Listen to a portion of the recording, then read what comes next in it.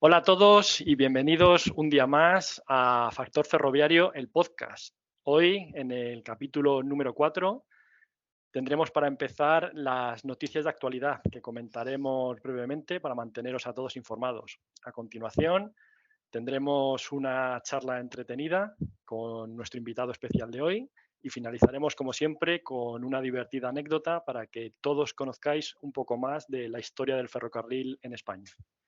Así que quedaros con nosotros hasta el final y no os perdéis nada.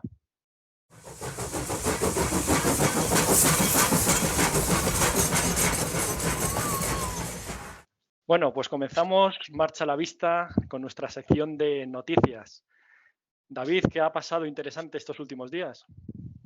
Hola Ángel, hola Laura, hola a todos. Hola. Pues la noticia que traigo hoy, o que os traigo a todos, es que Ferrovie dello Stato, los ferrocarriles estatales italianos, se quieren meter en la operación de la línea de alta velocidad entre París y Barcelona y les gustaría estar en funcionamiento para finales del 2024.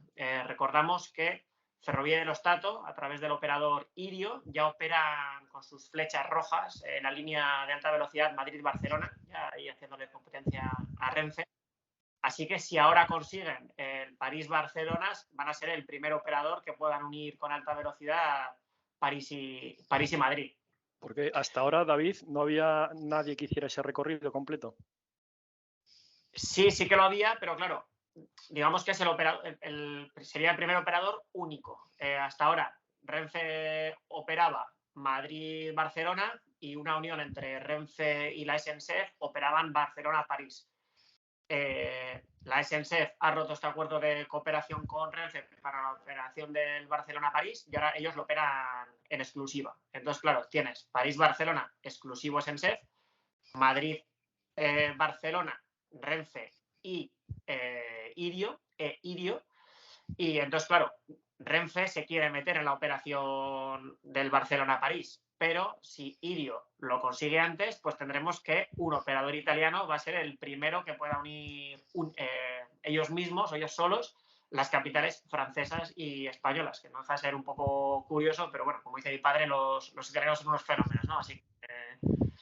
Al final, pues esto es una prueba más de que los avances técnicos, en este sentido, la interoperabilidad técnica que permite el RTMS, hace posible todas estas cosas, que un solo tren, sin necesidad de cambiar de maquinista, de cambiar de locomotoras, de máquinas, sea capaz de unir capitales de distintos países. Totalmente. Y eso, y que bueno, ya estamos empezando a ver pelea entre los operadores nacionales más allá de sus fronteras, ¿no? Entonces, Sí. Renfe quiere mudar, bueno, no es que se quiera mudar, sino que quieren poner una sede en París, que quieren ofertar el París-Londres, ya están operando Barcelona-Marsella y Barcelona-Lyon. También Ferrovie dello Stato está operando París-Milán, con parada en Lyon y Turín. Ellos también están en Londres-Glasgow y han conseguido la operación de HS2, ¿no? Entre Milán y Birmingham. Así que, bueno, ya estamos empezando a ver un poquito de pelea entre los operadores nacionales ya más allá de sus fronteras. Si ya nos olvidamos de nacionales y se convierten en empresas operadoras que, como en navegación aérea, que al final son empresas que trabajan trayectos y nada más. Totalmente, bueno, y nacionalización que no solo es a nivel europeo, sino a nivel mundial, ¿no? Laura, ¿qué noticia ha llamado tu atención esta semana? Pues mira, os traigo una noticia que más que novedad es una noticia del pasado, que está muy de actualidad ahora. El presidente global de Microsoft, Brad Smith, ha elogiado el sistema de metro de Madrid en sus inicios para suministrar de energía eléctrica a los trenes y lo destaca como ejemplo de innovación y de transición energética que en su día supuso ya un hito en el ámbito energético mundial. Lo ha publicado en Twitter en un vídeo que ha emitido desde la nave de motores de Pacífico del Metro de Madrid y da a conocer la función que desempeñaban en el recinto la maquinaria que tienen allí, desde 1920 hasta 1970 aproximadamente.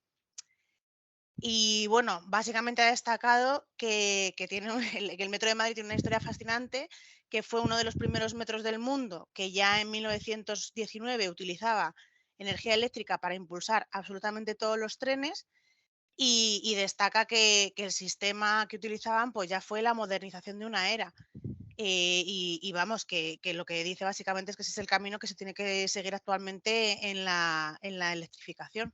Sí, es curioso porque estoy seguro que ese paso tan grande que supuso en aquella época de pasar de un motor diésel que alimentaba toda la electricidad de la red de metro a pasar a engancharse a la red eléctrica directamente, eso que supuso ese salto tecnológico, hoy en día se ha visto todavía más incrementado, aún si cabe, con la utilización de energías limpias, porque estoy seguro que toda la electricidad que les llega, si no toda, gran parte, proviene de energías eólicas o energías verdes en general, no solo de centrales térmicas.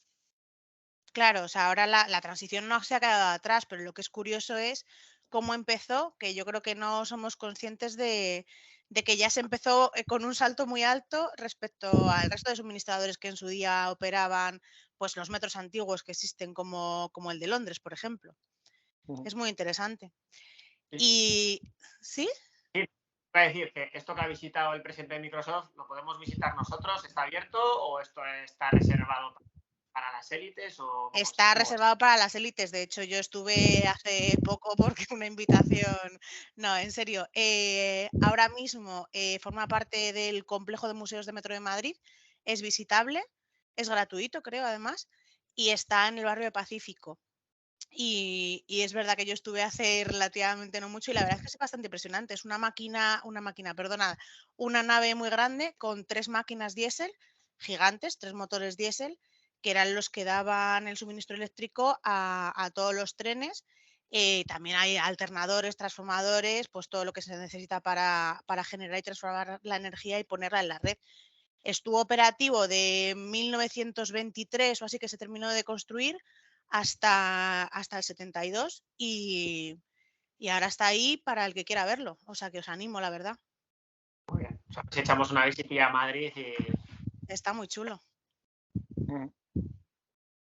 Muy bien, muchas gracias, Laura. Nada, Pues la noticia que he escogido yo para hoy, más que una noticia, es una publicación de David Santiago Pellicer, así que todo el crédito para él, que ha comentado un análisis que ha hecho él mismo sobre cuál puede ser la principal ventaja y la principal desventaja del ferrocarril. Como ventaja, lo que nombra es la baja resistencia a la rodadura. Y diréis, ¿qué es esto de la baja resistencia a la rodadura? Pues bien, es la fuerza que necesita hacer el tren para poder avanzar en línea recta y a bajas velocidades. Más bien es la fuerza que tiene que vencer el tren para poder avanzar en línea recta y a bajas velocidades. Esto se calcula con la fórmula de Dupuit. No se pronuncia así, pero es como se escribe para que lo podamos entender todos. ¿Y cuál es el coeficiente de resistencia a la rodadura del ferrocarril, del tren? Pues es inferior a 0,001, es decir, inferior a una milésima. ¿Qué quiere decir esto? Si esto lo traducimos a la realidad, ¿qué quiere decir? Pues que es necesario hacer menos de 1 kilo de fuerza para mover 1 tonelada de carga, ¿vale? Un poco por hacer una comparativa con el transporte por carretera, que es el más familiar para nosotros.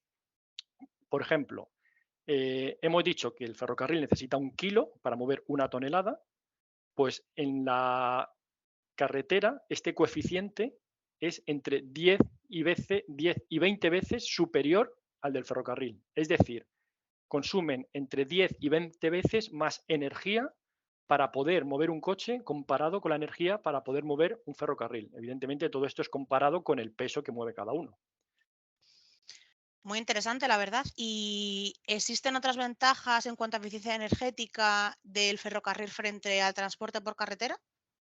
Claro, al final esto no es la única ventaja que tiene. Hay otras que no se nombran en el estudio, pero por ejemplo, la aerodinámica del tren tiene un coeficiente que no es alcanzable por los vehículos de tierra y el motor eléctrico que utiliza el tren siempre va a ser mucho más eficiente que un motor térmico que utilizan los coches. Entonces, si juntamos todo el conjunto, nos damos cuenta que es mucho más eficiente el transporte ferroviario que el transporte por carretera. Y eso es en cuanto a las ventajas.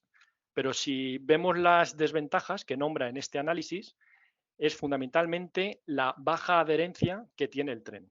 ¿Qué es la baja adherencia? Pues es la relación entre el peso adherente y las fuerzas tangenciales que permiten acelerar, frenar, mantener la tracción y trazar las curvas. Para que os hagáis una idea, el coeficiente de adherencia del tren en seco es de 0,4 y en mojado de 0,2. Obviamente, al estar mojado se reduce la adherencia del tren con la vía. ¿Qué quiere decir esto? Igual que hemos visto antes. Pues quiere decir que por cada 100 newtons de peso adherente se transmiten solo entre 20 y 40 newtons tangenciales al área de contacto entre la rueda motriz y el carril.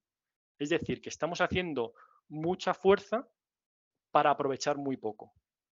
Entonces, si lo comparamos de nuevo con datos del transporte por carretera, donde se utiliza el contacto entre el caucho y el asfalto, tenemos que su coeficiente de adherencia es de 1 en seco y 0,8 en mojado.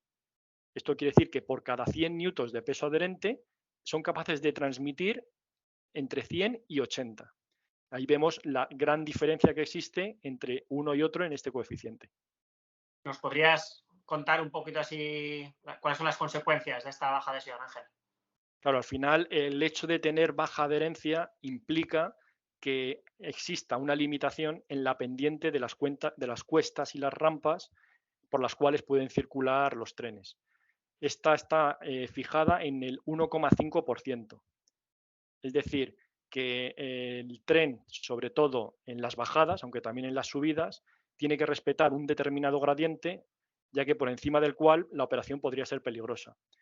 ¿Esto a su vez qué implica? Pues implica que es necesario la construcción de viaductos y de una infraestructura gigantesca que eleva enormemente los costes con tal de asegurar que las pendientes siempre se mantienen dentro de ese límite en el cual la baja adherencia no llega a ser un problema para la circulación. Eso y también las distancias de frenado, entiendo, ¿no? Evidentemente, imagínate que si tuviéramos una bajada con una pendiente superior, las distancias que necesita el tren para poder llegar a frenar son muchísimo mayores, obviamente. Si al final esto lo vemos, tú con el coche ves la señal en rojo, frenas, el coche debería frenar con una adherencia tan baja, pues el maquinista, si ve que se le cambia una señal en rojo, pues no le va a dar tiempo. Así que por eso tenemos esto de señalización para ir advirtiendo al maquinista del estado de las señales por delante. Efectivamente.